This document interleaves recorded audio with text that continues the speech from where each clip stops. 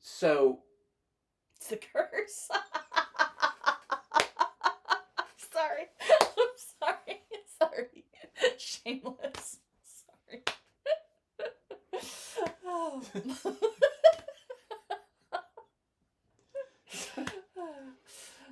I'm Taylor. I'm Melissa. This is our Cinema Romance.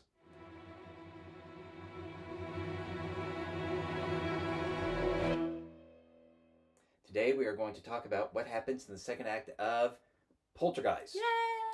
1982's Poltergeist. Yes. Melissa and I were talking about this the other day.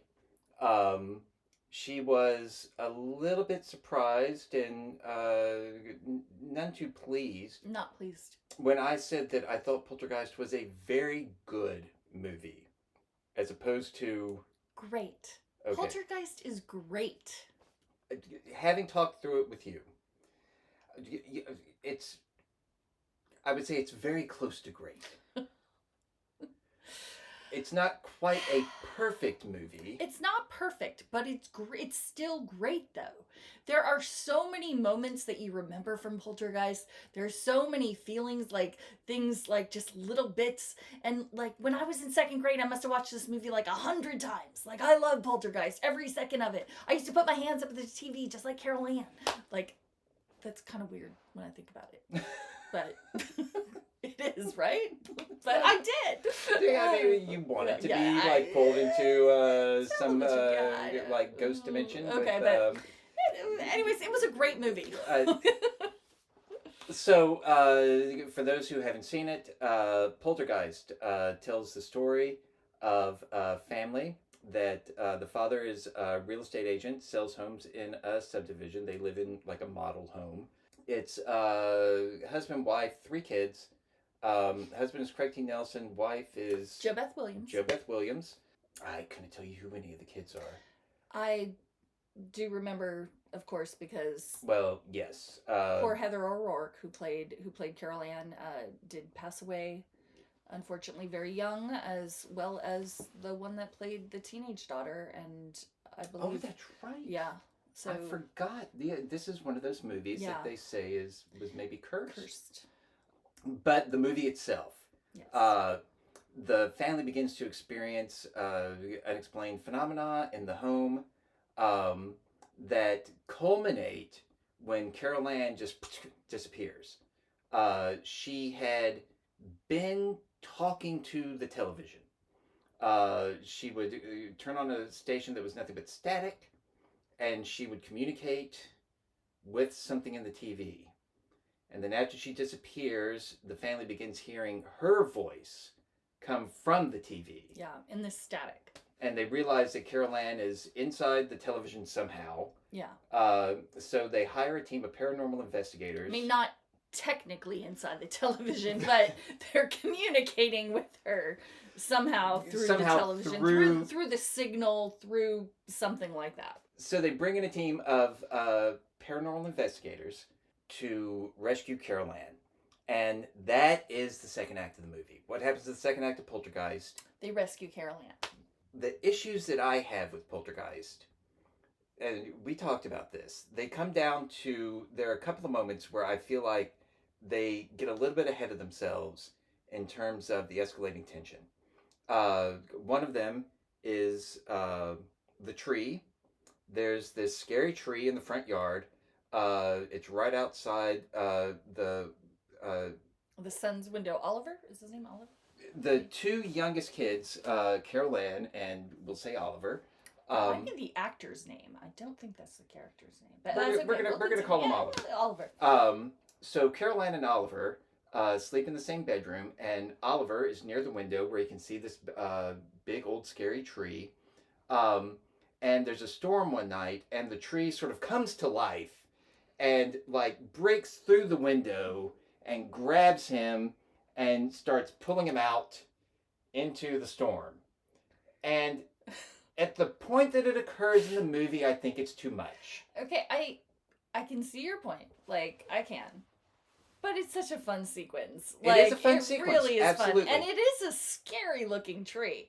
Yes. It does make me think of like Snow White when you can see the faces in the trees and like they're grabbing her, like it feels like the trees are grabbing her skirts, but in this you literally see like the tree like yanks him out like It's like making animal sounds. There yeah. are like I roars feel like and maybe if I watched it again, it might be a little goofy, but when I was a kid, it really scared me, and I thought it was done really well. the other outlier in Poltergeist, in terms of the escalation, one of the paranormal investigators goes into the bathroom at one point.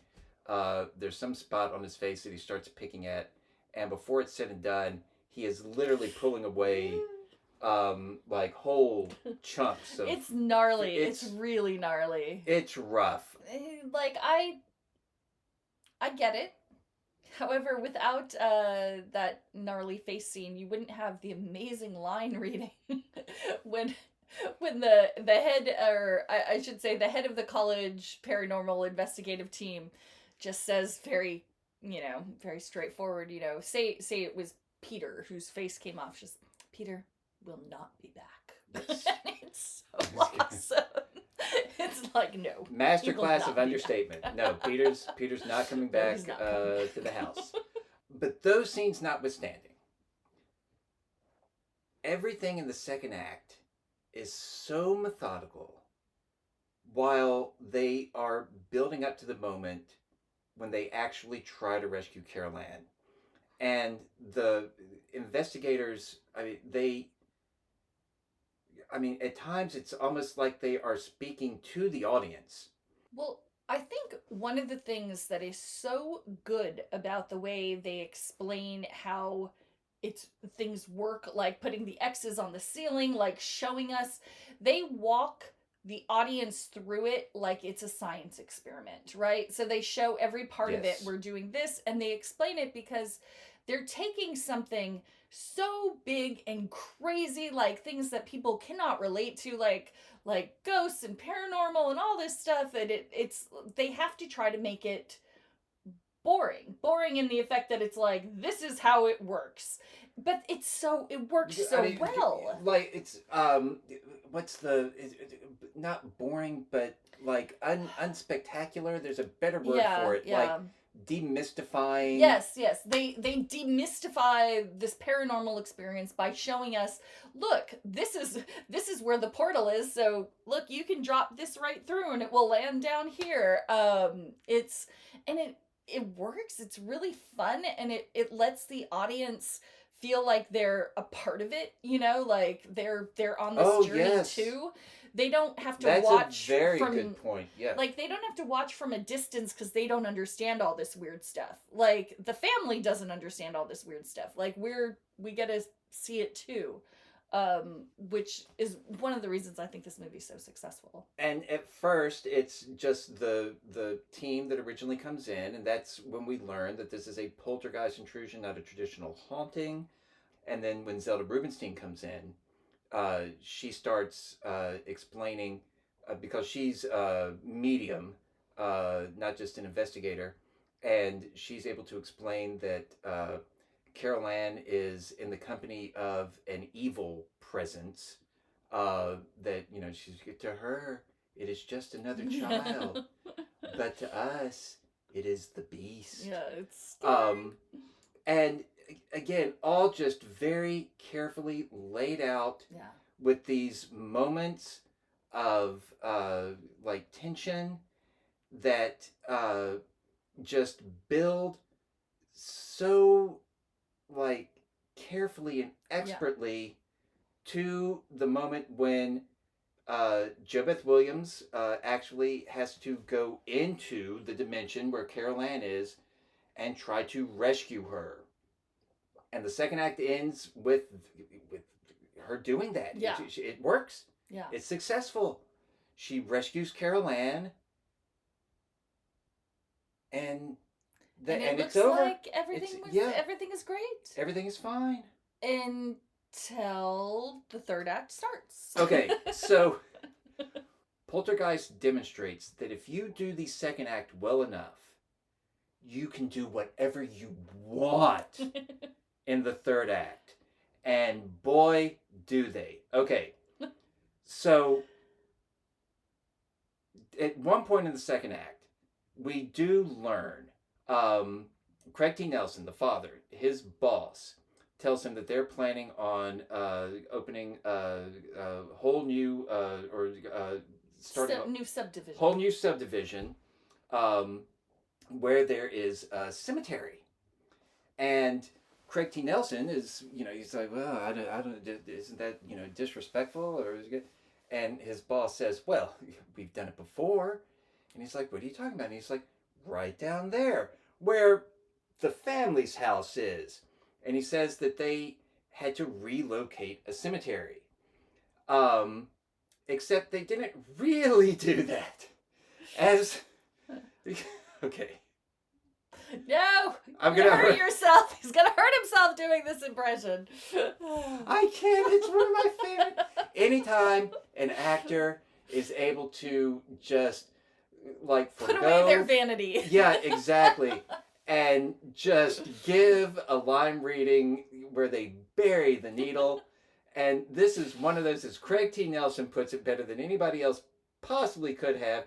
He's like, you moved the headstones, but you didn't move the bodies. Why? Why?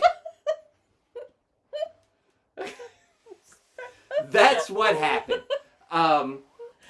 So not a bad impression. Not bad. What you get in the third act, okay, it starts off with the clown. The clown. You pointed out to me, I thought the clown was another outlier moment. No. The clown starts the third act. I had forgotten. There's the clown is really scary. And you know what's funny? I want to say I did an informal poll on Facebook. This was years ago. I just asked everybody, what's your favorite moment from a film that you saw as a kid that scared you? And this was one of the most popular choices, which was the clown from Poltergeist. And it is terrifying. Terrifying. It's a very scary toy. The clown comes to life, first of all. Now, is that a particular break from the movie up to that point? Not necessarily. We saw some toys flying around the room. There was the sequence with the tree. But then the closet door opens, and inside the closet is this Lovecraftian, it's like this giant throat. Yeah. Orange and fleshy. And just trying to swallow the children. Yeah, it's got tendrils that are coming out that are wrapping around the kids' legs. Yeah. And pulling them, trying to pull them into the closet. Okay, this is a huge departure from everything that had come before. And then the mom can't find the kids. Or she's not sure where. How does she has to? Oh no! She gets blown out the window. Yeah, she gets pushed outside, and she's trying to get back into the house, and she slips because it's muddy, and they have a half-made pool in the backyard. They were digging a pool, and they hadn't laid any concrete yet. Yeah. So there's just this open mud. pit. Yeah. So she slips, and it's pouring rain. It's pouring rain. So she slips into the muddy pool water, and it's very shallow, but there's still water in it. And all of a sudden, the skeletons start popping up. Okay, so this is how Craig T. Nelson figures out that they moved the headstones, they didn't move the bodies. Yeah. So again, this movie that has been so careful and deliberate in escalating the tension. Now we've got killer clowns. Yeah. We've got giant throat monsters. Throat monsters in closets. We've got bodies exploding out of the ground. Yeah. It is a fun house. And the reason they are able to get away with it is because they did the second act so well. That they could just go bonkers the third act and have such a good time. And speaking of the dead bodies, it is political. If you haven't seen it in a long time, you might have forgotten. This was back before cable TV, when a TV station would sign off at a certain point, usually around 1 a.m. Yeah. And it would the broadcast day would end. They would play the national anthem, and then just cut to static. So the movie opens with the national anthem. It's the last few notes of the Star Spangled Banner, and then cuts immediately to static. Okay, that's already a choice. Then when you find out that the whole reason this stuff is happening is because a subdivision was built on top of the actual dead. You are getting into Yeah. political commentary at that point. And I think the second movie makes even more abundantly clear that Oh, yes. they go into the fact that it was built, on It was a Native American yeah, ground, like burial ground. So, yeah. lesser movie, a movie that was not as confident in what it was doing, that was not as confident in what it had done. Probably would have played it a little safe. Yeah. In the third act. Yeah. Poltergeist Nope. does not. They don't have to. So Poltergeist, a great movie. I'm gonna let that stand.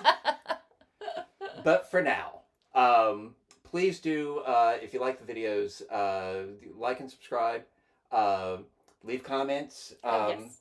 But for now, I'm Melissa. I'm Taylor. And this was our cinema romance.